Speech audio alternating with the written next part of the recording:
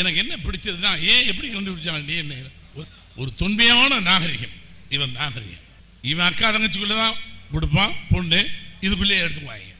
ஆகையினால அந்த ஜீன் வழி வழியாக மாறாமல் வந்து இன்னைக்கு கண்டுபிடிக்கப்பட்டது.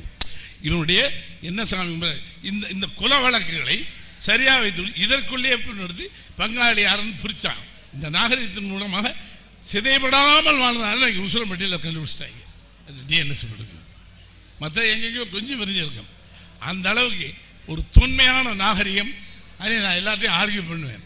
வெள்ளைக்காரன் ரொம்ப சிவலைஸ்ட் பீப்புள், அவன் ஸோ அட்வான்ஸ்னா. இங்கே பகுத்தறிவுவாதம், திருமணமெல்லாம் பகுத்தறிவு. வெள்ளைக்காரன் காலத்திற்கு முன்னையே மிகச்சிறந்த சிவிலைசேஷன் இந்த கள்ளன் வாழ்ந்திருக்கிறான். இன்னைக்கு எனக்கு என்னன்னா, if you like each other you can get together, if you don't want get away from. இதான் அவனுக்கு ஈஸி. புருஷன் பொண்டாட்டியாக இருந்தால் பிடிச்சுன்னா வாழு, எங்கே டிஃப்ரெண்ட் ஆஃப் ஒப்பீனியன் வருதோ போயிடலாம், டைவோர்ஸ். அது நாகரிகம் அவர்களுக்கு. இவன் டைவோர்ஸ் பண்ணால் கூட he can get another marriage. பொம்பளையும் இன்னொரு கல்யாணம் பண்ணிக்கலாம். இந்த நாகரிகம் உங்கள் காலத்திற்கு முன்னாலேயே புருஷன் பொண்டாட்டி வாழ், அதுலேயே ரொம்ப நாகரிகம். சீர்திருத்த கல்யாணம் இவனை போல் செய்தது எவனுமே கிடையாது. இன்னைக்கு எனக்கு வைப்பேன், என்னங்கடா நான் வந்து பாப்பா வா வான்னு கூப்பிடுவாங்க. இது நான் தானே கல்யாணம் மாப்பிள்ள, மாப்பிள்ள வா சும்மா மாப்பிள்ள, இல்லை இல்லை இல்லை இந்த உப்பு மேலே காலை வையணும். சடங்கே இருக்காது. உப்பு மேலே காலை வச்சு கிழக்க பாருன்னுவான். அந்த மாமா மாமா மா தாய் மாமா மாலையை போடுறாடே, அது கலகலகலன்னு அடிப்போம். போட்டு போட்டு போட்டு மாலையை மாலையை வந்து முடிஞ்சு போச்சு. ஒரு செகண்டில் முடிச்சிட்டோம். மந்திரம் கிடையாது, மாயம் கிடையாது, ஒன்றும் கிடையாது. இந்த சிவிலைசேஷன், இந்த பகுத்தறிவாதம் பெரியாருக்கு முன்னாலேயே இவனுக்கு இருக்கு. அதான் அதே மாதிரி டைவோர்ஸ். வாப்பா என்ன அது பஞ்சாயத்தில் 8 கிராமம் எல்லாம் ஒன்றா உட்காருவான் பெரிய மனுஷங்க. நிறைய பிள்ளை பிடிக்கலைங்கிறா, அவனு என்ன கேட்குறீங்க? அவனும் ஒரு மாதிரி மறிக்கிட்டே நிற்கிறான். கழுது ஏய் வாத்தாப்பன் பேச்சுக்கிட்டு பிரிஞ்சுறாங்கடா. அப்படியெல்லாம் இல்லைங்க, எனக்கு சரியாக வரலைங்க மனசுக்கு. சரி விட்டு, சரியாக வரலன்னா விட்டுரு வா. அவர் திரும்ப எடுத்து போட்டு தண்ணியை குடிச்சு சிம்பிளாக முடிச்சு. இந்த சிவிலைசேஷன், இந்த நாகரிகம் வேற எங்கேயுமே கிடையாது. Very simple. வெள்ளைக்காரனை காட்டும் நாகரிகமாக வாழ்ந்தது ஒரு கம்யூனிட்டி இது. அதே மாதிரி ரோசக்காரங்க they claim the rights. எனக்கு என்ன பிடிச்சதுன்னா, எல்லாரும் சொல்லுவாங்க கல்யாண வீட்லையும் சண்டை போடுறாங்க, காது ஊத்து வீட்லையும் சண்டை போடுறாங்க, இளவு வீட்லையும் சண்டை போடுறாங்க. அவன் ஏன் சண்டை போடுறான்? he claims his rights. உரிமையை விட்டு கொடுக்க மாட்டான். அவன் உரிமை அரிச்சோறு போட்டால் கூட அப்படி பாட்டு 3ஆம் விலைக்கு 2 அகப்பு போட்டிருக்கேன். இப்போ நாங்களாம் என்னவா இறப்பா மறந்து போச்சு. அசிங்கப்பட்டு இல்லை கூட்டத்தில் அசிங்கப்பட்டு இவன் அங்கே போட்ட அதே மரியாதை இங்கே கொடு. அதுதான் கிளைம் த ரைட்ஸ். அதனால தான் இன்ன வரைக்கும் நீங்கள் யாருமே ஒற்றுமையாக இருந்து ஜெயிக்க முடியல. அவன் தலைவனாக இருக்க வேண்டும் என்கின்ற தாக்கம் இருக்கிறது. எவனையாவது ஒருவனுடைய அடையாளப்படுத்திக் கொண்டு நடந்திருந்தால் தமிழகம் உங்கள் கையில். ஆனால் மாவட்டத்திற்கு ஒரு தலைவர், ஜில்லாவுக்கு ஒரு தலைவர், தனித்தனியா இத்தனை தலைவர்கள் இருந்தால் எவனை பின்பற்றி சொல்லுவது? எவனையாவது ஒருவனை அடையாளப்படுத்தி என்ஜின் ட்ரெயினுக்கு ஒன்றுதான் இருக்கும். பெட்டியில் 20-30 பெட்டி போட்டுக்கோ. எல்லாமே என்ஜினா இருந்தா பெட்டி எங்கடா? அதனால் அடையாளப்படுத்திக் கொள்வதற்கு ஒரு என்ஜின் வேணும். முத்துராமலிங்க தேவரை சொல்லுகின்ற ஒரு பெருமை இருந்தது. அதற்கு பின்னால் அதுக்கப்புறம் ஒற்றுமை. உன்னுடைய சமுதாயத்தினுடைய பலம் உனக்கு தெரியவில்லை. உன் சமுதாய பலம் தெரிந்திருந்தால் நீ யாரிடம் போய் காவல் காக்க வேண்டிய அவசியமே இல்லை. ஆண்ட பரம்பரை என்று சொல்லிக் கொண்டு ஆள்பவர்களுக்கெல்லாம் காவலனாகவே இருந்து கொண்டிருக்கிறீர்களே. ஏன்? there is no integrity. தஞ்சாவூருக்கல்ல, ஈச நாட்டுக்கல்ல, உசிலம்பட்டி பெரிய பிரச்சனைலாம் வரும் எனக்கு. அப்போ நான் சொல்லுவேன், VA people are the original அப்படின்னு. உசிலம்பட்டி நாங்கள் தான்டா ஒரிஜினல். அங்கேயும் சண்டை வரும். ஏன் சொல்றேன்னா, இது பூரா சாலிடாக, ஏன்னா படித்த பெருமக்கள் இன்னைக்கு உட்காந்துருக்கார் ஜட்ஜ், அந்த பக்கம் பெரிய ஐஏஎஸ் ஆஃபீஸர். இதை மாதிரி ஒரு 18 ஐஏஎஸ் ஐபிஎஸ் ஒன்று சேர்ந்தாங்க ஒரு 5 years முன்னாடி 4 years முன்னாடி நான் கூட வரமாட்டேன்னு சொன்னேன். எல்லாம் நம்ம ஆளுதப்பா, எல்லாம் ஐஏஎஸ் ஐபிஎஸ் எல்லாம் வெரி பிக் பீப்புள், ஒரு 18 பேர். இவ்வளவு ஐஏஎஸ் நம்மகிட்ட இருக்காங்கன்னா இவ்வளவு ஐபிஎஸ் இருக்காங்களா? நானே சந்தோஷப்பட்டு ஒரு மிகப்பெரிய ஹோட்டலில் அந்தரங்கமாக ஒரு கூட்டம் போடப்பட்டது. அந்த கூட்டத்துக்கு நான் வரமாட்டேன்னு சொல்லி அதுக்கப்புறம் நான் போய் சேர்ந்தேன். ஏன்னா படித்த பெருமக்கள்னு. அந்த படித்த பெருமக்களே எல்லாரும் சாலிடாக பேசி முடித்து ஒன்றுன்னா வந்து இப்படி வந்து கொண்டா நமக்கு ஒரு பிடிமானம் வேண்டும். இந்த அரசு எந்த அரசு வந்தாலும் நமக்கு ஒரு பிடிமானம் வேண்டும், நம்ம மக்களுக்கான ஒட்டுமொத்தமான ஒரு அமைப்பு வேண்டும். ஆகையினால் நாம் உறுதியாக இருப்போம் சொன்னால் அந்த ஐஏஎஸ் ஐபிஎஸ்க்குள்ளே யார் முதன்மை என்கின்ற தகராறு வந்து நின்று போச்சு. என்ன சொல்லுவீங்க? படித்தவரே அப்படிங்க. ஏன்னா அது பிளட்ல இருக்கு, மாற்ற முடியாது. ஆனால் மாற்றுவதற்கான காலங்கள் கனிவாக இருக்குன்னா இன்னைக்கு இளைஞர்கள்லாம் படிச்சிருக்காங்க. அந்த காலம் வேற. கொஞ்சம் இதே கான்சன்ட்ரேட் கொஞ்சம் விவேகத்தோடு சிந்திச்சால் இது பூரா சாலிடாக ஒன்று சேர்ந்ததுனால் we can win, ஜெயிச்சிடலாம். ஏன்னா உனக்கு தெரியாத வித்தையில் என்ன கொஞ்சம் அருவா தூக்கி எல்லாம் பண்ணிட்டு இருந்தோம். அப்போ எல்லாம் ரொம்ப ரோசம் இருந்துச்சு. கொஞ்சம் சம்பாதிக்க ஆரம்பிச்சோன்னு ரோசம் கொஞ்சம் கம்மியாக போச்சு. எதுவுமே இழப்பதற்கு ஒன்றுமில்லை என்பது வீரமாக இருந்தான். எல்லாருமே ஆண்டு பயந்தான். இவனுக்கு கொஞ்சம் பசியாரி போச்சு. 2 காது தொண்ணூறு வாங்கி போட்டுச்சு, 2 செயினை வாங்கி போட்டுச்சு. இந்த வியாபாரம் பண்ணி அந்த கொஞ்சம் வசதி வந்துருச்சு. எதுக்கு அப்பா வம்புன்னு வீரத்தை கீழே விட்டாங்க. அந்த வீரம் வேண்டும் விவேகத்தோடு. அதுதான் வீரம் வேண்டும். வீரம் இல்லை என்றால் உனக்கு அடையாளமே இல்லை. இந்த சமுதாயத்தினுடைய மிகப்பெரிய அடையாளமே உன்னுடைய வீரம். அதை தொலைச்சிருக்கா எப்படி? காசு வந்திருக்கா தொலைச்சிட முடியுமா? வீரம் வேண்டும், விவேகம் வேண்டும். அதுதான் தேவை. சொல்ல வீரமோடு விவேகம் இருந்தால் மிகப்பெரிய சக்தியாக தமிழ்நாட்டில் நீங்கள் ஜெயிக்க முடியும். அதற்கானதை பெரியவர்கள் படித்தவர்கள் ஒன்று சேர்ந்து செய்யணும். இன்னைக்கு இந்த இளைஞர்கள் நான் ரொம்ப பெருமைப்படுவேன். மதுரையிலேருந்து ஒரே ஒரு வைரமுத்து, இந்த ஒரு பாரதி ராஜா அப்படின்னு நாங்கள் ரொம்ப பெருமையாக கிழிச்சுக்கிட்டு இருந்தோம். 100 பாரதி ராஜா 100 வைரமுத்து வர்றாங்க என்னன்னு வந்துட்டாங்க. அது எங்க இருந்து வந்தான்? உசிலம்பட்டி மண்ணில் இருந்து வந்துட்டாங்க. நாங்கள் கூட நல்ல வேலை இந்த அமைப்புக்கு நான் வரவில்லை என்றால் இவர்களை தனித்தனியாக முக அடையாளம் தெரியாமல் போயிருக்கும். எனக்கு ஒவ்வொருவனும் ரொம்ப கெட்டிக்காரங்க. நான் அவங்க ஒழுங்காக அடையாளப்படுத்தின, சும்மா பாரதி ராஜாவே அடையாளப்படுத்தாது. இது வளர்ந்து முடிந்த மரம், வரப்போகின்ற குருத்துகள். நாளை உங்களை அடையாளப்படுத்துவது இவர்கள்தான். இவனுக்கு முன்னுரிமை உண்டு. இவனுக்கு அடையாளம் காட்டு. இவன் நம்மளா நம்மளா ஒரு பலம் வரும். அவனை போய் அடையிற ஒன்றுமே நம்ம என்னை மட்டும் கருணாசு இப்படி ஒன்றும் இல்லை. ஜீவன் இருக்கானே தி பெஸ்ட். நானே பார்த்து அசந்துட்டேன். The best director. எப்படா இதெல்லாம் பண்ணா நான் உண்மையிலே ஜீவன். அவன் லாங்குவேஜ் என்ன மாறல, என்ன மாதிரி கொஞ்சம் பேசுவான். அதாவது இவங்கெல்லாம் இவ்வளோ தூரம் வரும். அவங்களும் சினிமாட்டோகிராஃபர், இப்போ டைரக்டர், ஸ்டில் எடுத்த காலத்தை சொல்லுவான். எனக்கு ஆச்சரியம். ஸோ எனக்கு இருந்த அரிப்பு போல் இவர்களுக்கும் இருந்து எங்கே வளர்ந்துருக்கான். அதே மாதிரி பொன்ராம் வா மூஞ்சியை பார்.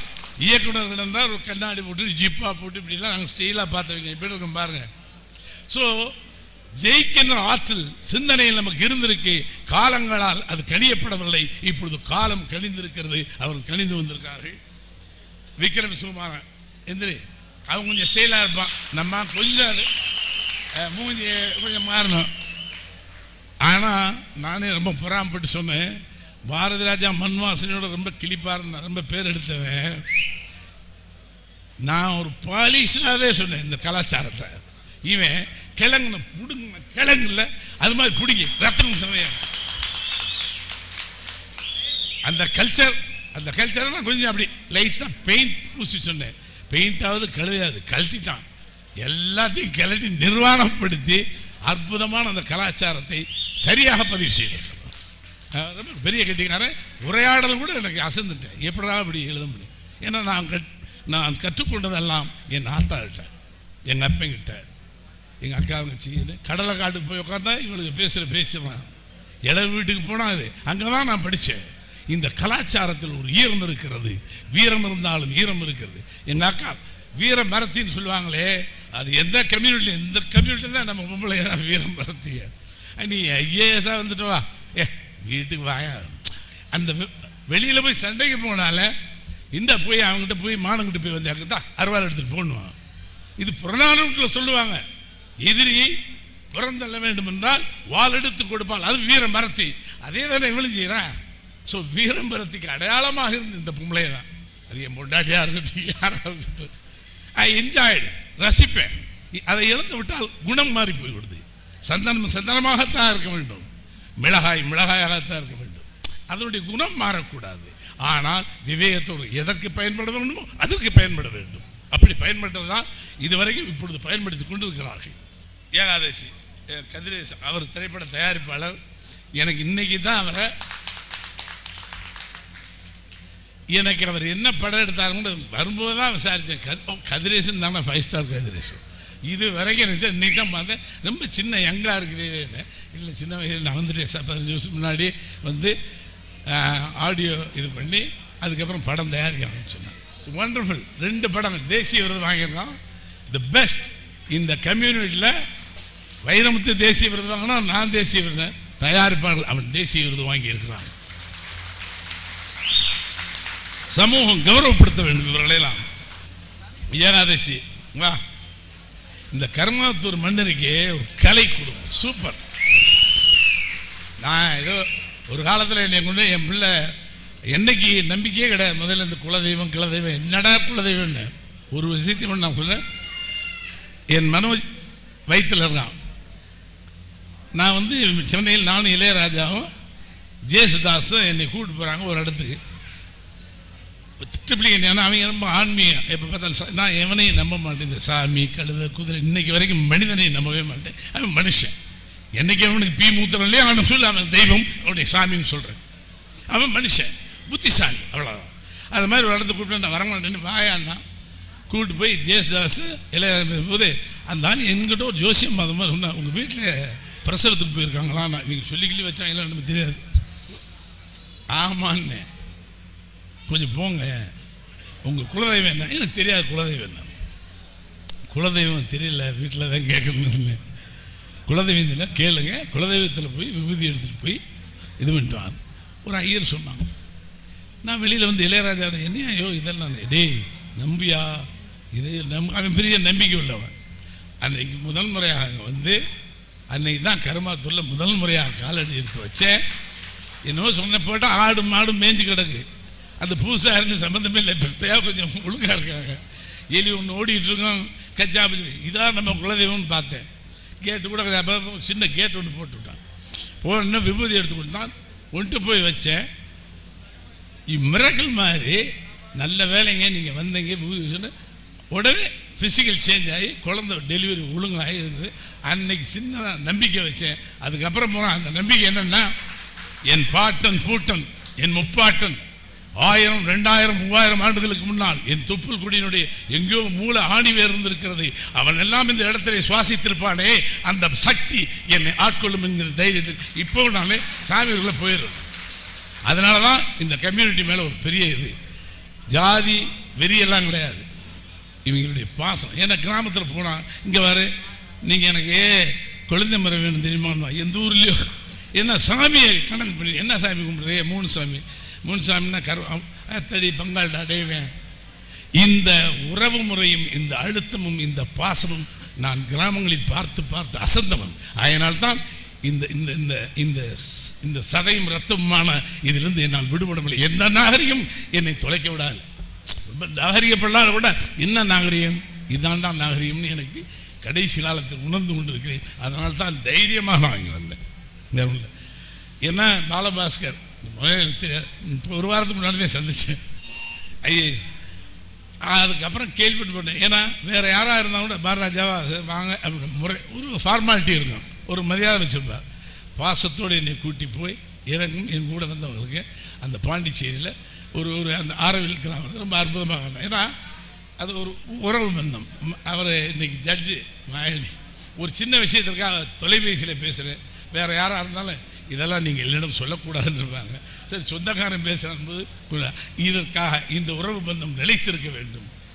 இதனுடைய இன்னும் தாற்பயங்கள் நிறைய இருக்கிறது. எனக்கு என்னென்னா இவ்வளோலாம் இந்த ரத்னசாமி அவனை பார்த்தாலே எனக்கு எப்படின்னா ஒரு 10 வருட காலம் கடுமையாக எந்த பொருளாதாரம் பெரிய பொருளாதாரம் இல்லை, அவன் கண்ணப்பா ரொம்ப பிராணி. எப்படிதான் இப்படி ஒரு ஞானம் வந்தது? அதாவது ரூட்ஸ்ன்னு சொல்லி இங்கிலீஷில் ஒரு படம், அமெரிக்காவிலிருந்து ஒரு நீக்ரோ அவனுடைய ரூட்ஸ் தேடி வருவான் எங்கே ஆப்பிரிக்கா. அவன் தாட்டேன் பாட்டேன் முப்பாட்டேன் வேணும், இதுக்கு ஒரு அறிப்பு வேணும்.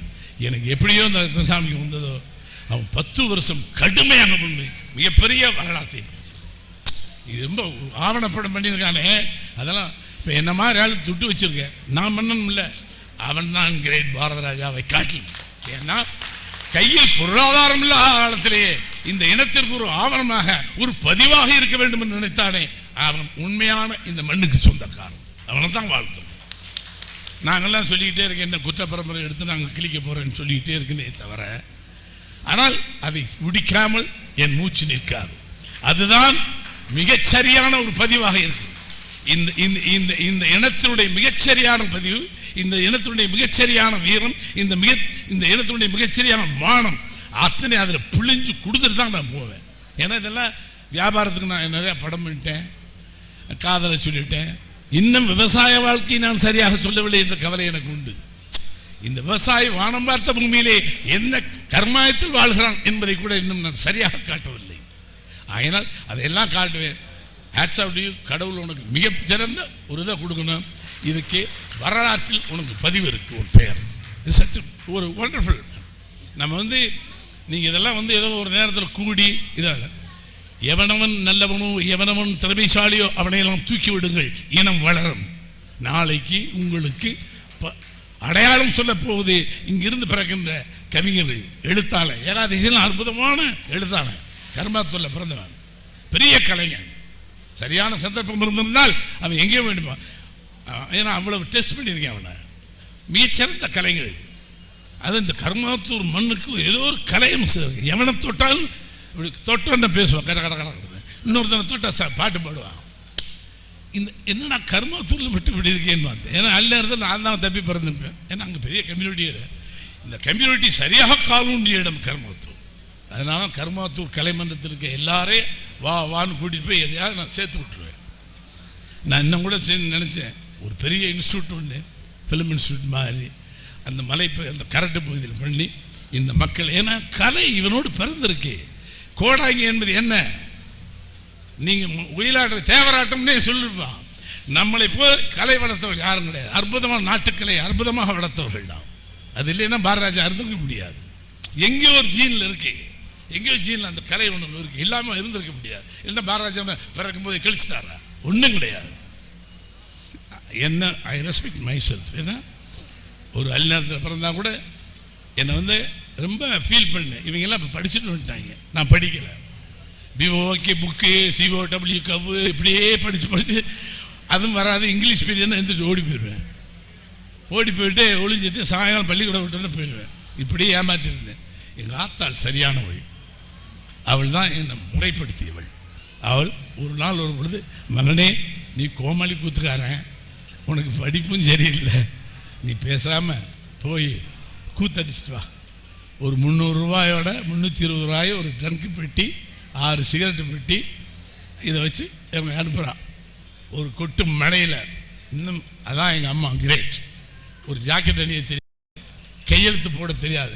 அவள் சொல்கிறாள், உனக்கு ரொம்ப பிரகாமம்டா, நீ எதை செஞ்சாலும் வேடிக்கையாக இருக்கடா மகனே, நீ போய் ஜெயிச்சிருவேன். பாமரத்தனமாக ஒருத்தி சொன்னாள். இன்னைக்கு அதனால தான் தாயை நேசி, தாயை நேசி, தாய் மண்ணை நேசி, தாய் மொழியை நேசி. அவன் தாய் மொழியும் தன் இனத்தையை நேசிக்கிற தோற்கவே முடியாதுங்கிறது எங்கள் அம்மா தான். வேணும்னே தான் பண்ணேன். இந்த கலாச்சாரம் மற்றவர்களுக்கு தெரியுதோ இல்லையா, அவளுக்கு ஜாக்கெட் கிடையாது. எனக்கு அவார்டு கொடுத்துட்டாங்க, கருத்தம்மா. இந்த அம்மா பேர்லேயே படம் வேறு எடுத்துட்டேன். நான் அவார்டு கொடுத்தேன்னே அம்மா கூப்பிட்டு போம்மா டெல்லிக்கு போய் என்ன எனக்கு எதுக்கு அங்கேயெல்லாம் கூப்பிட்டுருக்க, நீ வா, என்ன நீ இதுவும் இல்லை, நீ இந்த அவார்டை நீ வாங்குற. சரிடா வாடான்னு நானே 3 போகிறோம். போய் அந்த சபையில் ரிகர்சல்லாம் நடந்துருச்சு. நான் போய் வாங்கிட்டேன். நான் அதுக்கு முன்னாடி நிறைய அவார்டு வாங்கிட்டேன். இந்த அவார்டு எங்கள் அம்மா வாங்கணும். அப்படின்னு உட்காந்துருக்கேன். பக்கத்தில் மெண்டல் தமிழ்லாம் இருக்காரு. என்னென்ன மெண்டல் சொல்கிறேன். அவர் அது ஐ டோன்ட் நோ அவங்க எப்படி தெரியல ப்ரோட்டோகால். நான் ஆஃபீஸர்ஸ் எல்லாம் கூப்பிட்டு, sir my mother should get this award. No you can get the award, there is no other விஷயம். I'm going out sir. வெளில போகிறேன். ஷாக் ஆகிட்டேன். Know what happen? நோ அப்படி मेरा கலை கிஷு கொஞ்சம் ஹிந்தியில் சொல்கிறான், அதில் சொல்கிறான், இதில் சொல்கிறான். கூப்பிட்டானுங்க 7-8 பேர். அது ஒரு லேடி இருந்தால் அது சீரியஸாக தெரியும் என்னை பற்றி. ஏன்னா பெரிய கமிட்டிலாம் சண்டை போட்டு வர்றேன். அவார்டு கமிட்டியில் கூப்பிட்டு exemption all IAS officer the sit and exemption for Bharathi ராஜான்னு சொல்லி எங்கள் அம்மா அவார்டு கொடுத்தாங்க. எங்கே பெருமையாக இருந்ததுன்னா, ஒரு தண்டட்டி போட்டவ ஜாக்கெட் போடாதவளை மேடை ஏற்றி அந்த பெரிய சதுக்கத்தில் டெல்லியில் வாங்கினேன். இது என் இனத்தின் அங்கீகாரம். அங்கே நாங்கள் பிறந்த முட்டாள் இடம் ப்ரூஃப் பண்ணது.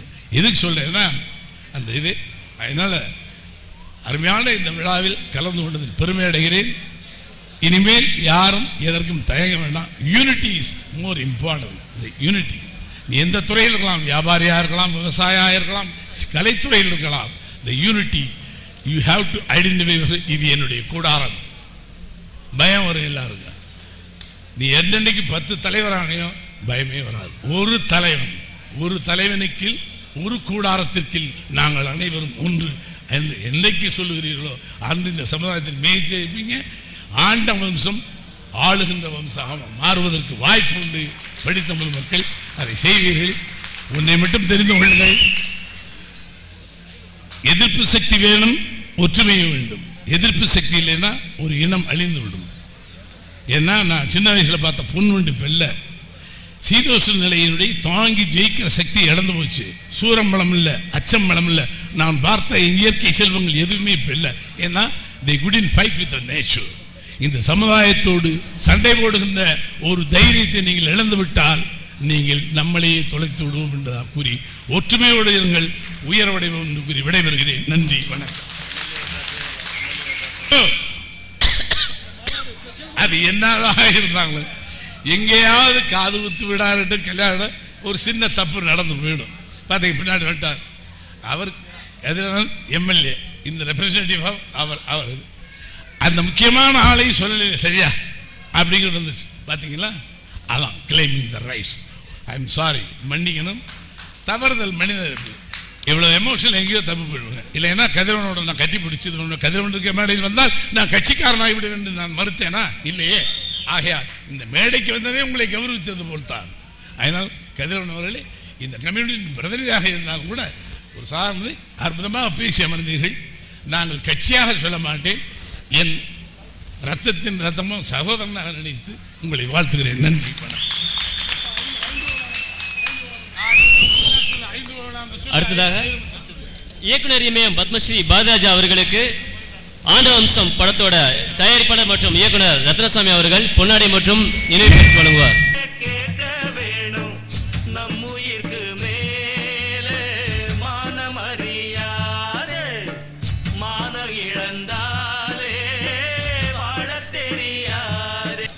ஆண்டவம்சம் திரைப்படத்தோட ஆவணப்படத்தோட எடிட்டர் சின்னன் அவர்களுக்கு நினைவு பரிசு மற்றும் பொன்னாடை போற்றுவார்கள்.